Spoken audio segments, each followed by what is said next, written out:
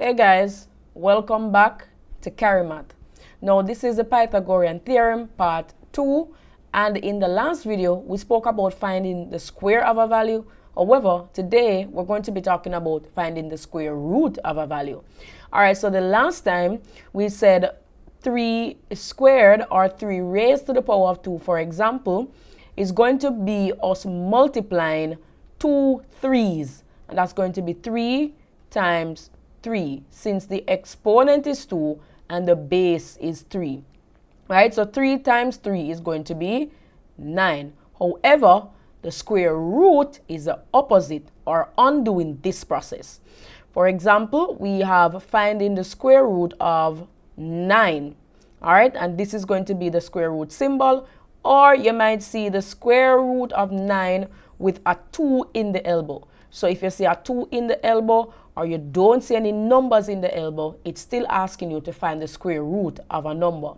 Now, the square root of 9 is any number when multiplied by itself gives the result of 9. And as we would have seen from the example before, that value is going to be 3. Therefore, the square root of 9 is equal to 3. Now, let's look at some more examples. Number 1, what would be the square root of 25? In other words, which number, when multiplied by itself, gives the result 25?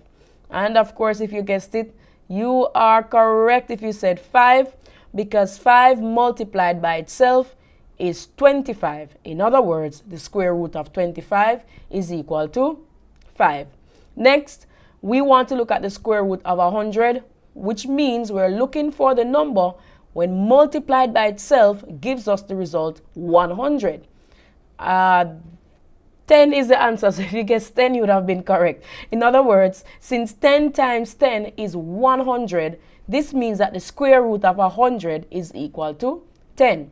And lastly, we have 49. Which number do you think that when we find the square root of 49, it gives us that particular result? In other words, which number do you think, when it's multiplied by itself, gives a result of 49? And that's going to be 7. All right, so 7 is a positive whole number that when you multiply it by itself, it gives you the result of 49. Therefore, the square root of 49 is equal to 7. And of course, guys, there is a shortcut on your calculator. Most scientific calculators, or all, I think, comes with a square root sign. It might look like this, or you might see a square root with a square under it. You have to look at your specific calculator and identify that square root sign.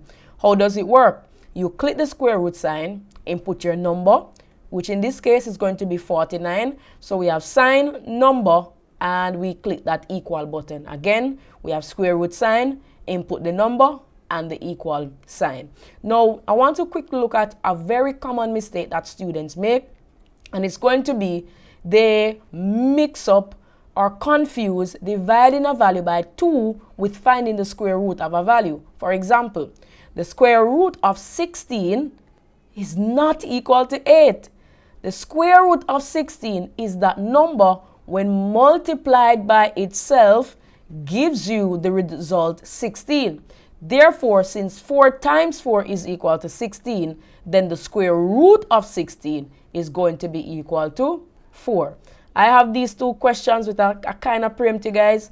I want you to try these. Drop your answers in the comment section below. Come back here for part 3, where we will be introducing the formula and also identifying the hypotenuse. Bye-bye.